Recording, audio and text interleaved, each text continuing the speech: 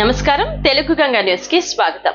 ప్రజా సంఘాల ఐక్య వేదిక అనకాపల్లి జిల్లా అధ్యక్షులు డాక్టర్ చిన్న యాదవ్ నర్సీపట్నం నియోజకవర్గం మాకావారపాలెం మండలం జీకొండూరు గ్రామంలో గల రాళ్ల క్వారీని రద్దు చేయాలని కోరుతూ దళిత బహుజన రైతులు నర్సీపట్నం సబ్ కలెక్టర్ కార్యాలయం వద్ద గత 10 రోజులుగా చేపడుతున్న నిరసన దీక్ష కార్యక్రమానికి సంఘీభావం తెలుపుతూ నిరసన శిబిరంలో కూర్చున్నారు. ఈ సందర్భంగా ప్రజా సంఘాల నేత మాట్లాడుతూ గత 10 రోజులుగా రైతు కుటుంబాలను ఇబ్బందులకు గురి చేస్తున్న రాళ్ల క్వారీని రద్దు చేయాలంటూ దళిత బహుజన రైతులు ఆందోళన నిరసన దీక్షలు చేస్తున్నారు.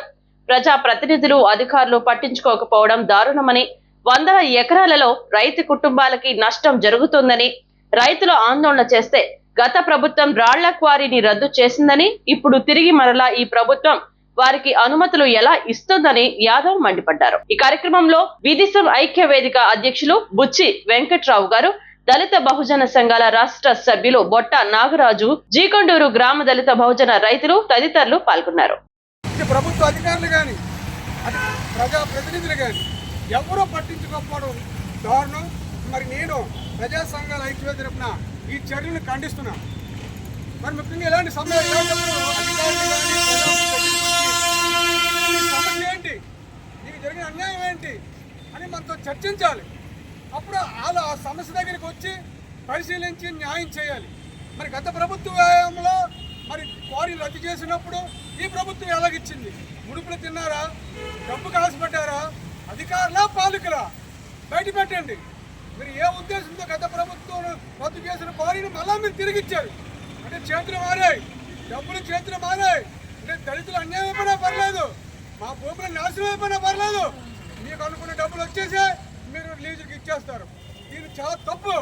దీన్ని వెంటనే సరి చేసుకొని న్యాయం చేయకపోతే ప్రజా సంఘాల తరఫున అనకాపల్లి జిల్లాలో విస్తృత స్థాయిగా ఒక నర్సీపట్నంలో కాకుండా అనకాపల్లి కలెక్టర్ ఆఫీసులో మిగతా ప్రతి నియోజకవర్గంలో కూడా ఈ సమస్యపై స్పందించే విధంగా మేము చర్యలు తీసుకుంటాం.